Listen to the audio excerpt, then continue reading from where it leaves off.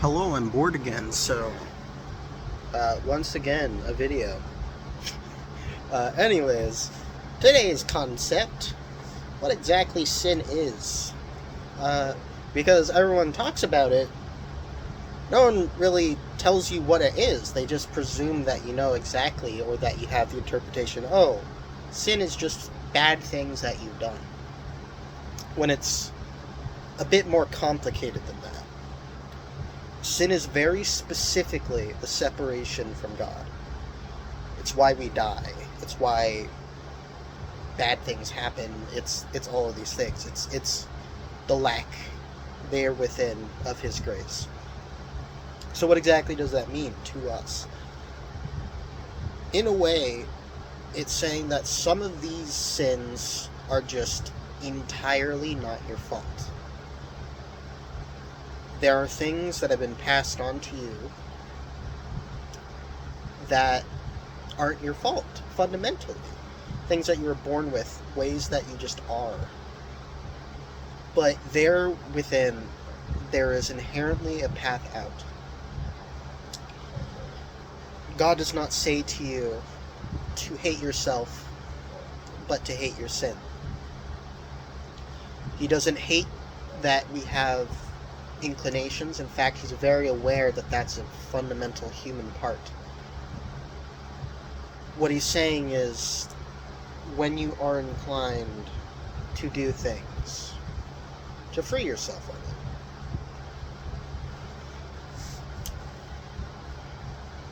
When it comes to sin, you need to be careful. It's primarily a way to measure yourself in the world, not to measure individual people that you find. It's intended to be used differently than how we do use it. One of the primary things that we need to use it for is a recognition of bad patterns and bad systems. Humans fuck things up, and there's a constant muckiness to every system we come with, including those that we create in the church.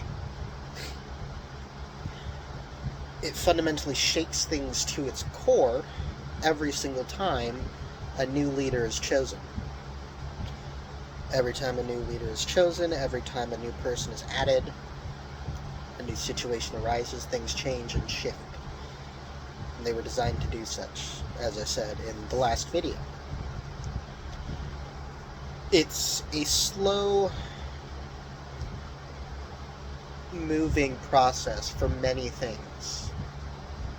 People don't regularly instantly turn away, though that is a grace that some of us get.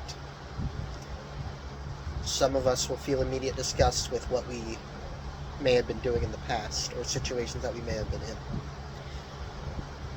Sin is also, as I said, not just the actions you do, but the corruption there within. It's a brokenness, an injury,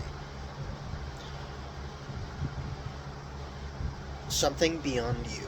It's something very, very difficult to overcome sometimes. It really depends what you're dealing with. Sin is always directly relating to us, though. It's directly relating to the way that you treat yourself, the way that you treat others.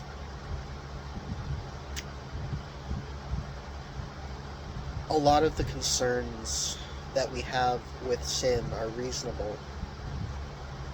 With, sexual increases and just all these things. But what matters more importantly is that progress. And that recognition of your brokenness and your wanting to pull yourself out of it. That's really all you need in the end, is that want, and for you to begin putting in the efforts to free yourself.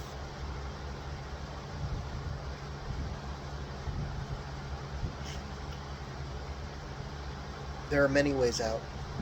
There is not one path. But there is only one answer.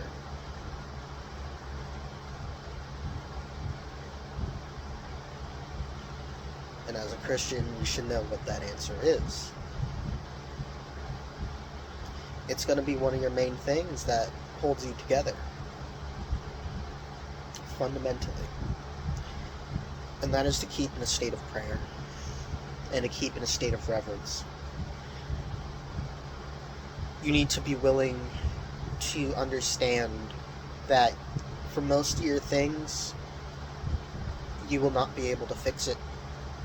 You will not be able to free yourself. You will need something outside of yourself, and you will need to be most likely beyond this world. There are thousands of things that will never be resolved here. This is an eternal truth of life as a Christian. And that's what our faith is built on. That the judgment doesn't come here, but it comes later. That's how we deal with the horrors that many people can do. And the horrors that we have brought upon ourselves. It is both painful to yourself and to others. It is deadly for all. So be careful with sin. But be soft to others. You don't need to add additional weight to them. You can be slow in understanding and recognize that most people will need an entire lifetime to break free of their negative patterns. It's not going to be easy for most. And because we've pushed ourselves to this idea that a Christian is a perfect thing, barely even a person, honestly, because they want you to get rid of so much personality and so much of these things that make you you. What he promises you is that in your sin-free state, not only will God be glorified, but he will glorify you in the same way that he does the Son. Because in that state, you are perfectly aligned with him, and you are perfectly at his disposal, and he is at yours. It's a relationship. And relationships take time to build, and people forget this. Fundamentally, this is a slow, agonizing, painful process.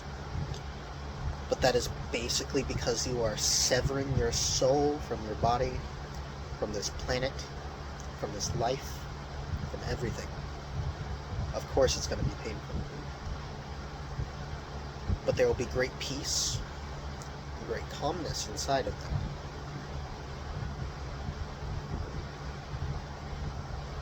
You're going to be okay. He will protect you. Even if you are hurt by others, if you are hated by others, if you are killed by others, it won't be the end for you, as long as you keep that relationship with him, and you want to do your best, and you want to try, and you keep him at the focus. You need to look back to him frequently. If you do not, you will go blind. You will not see the things that are broken in you. And any doctor can tell you, walking on a broken bone is not a good idea. As you are human, as you are here, you are broken. Everyone has different cracks. Some have larger ones, some have smaller ones. Not everyone is the same. But he promises us all that he will heal. And that he will remove that sin.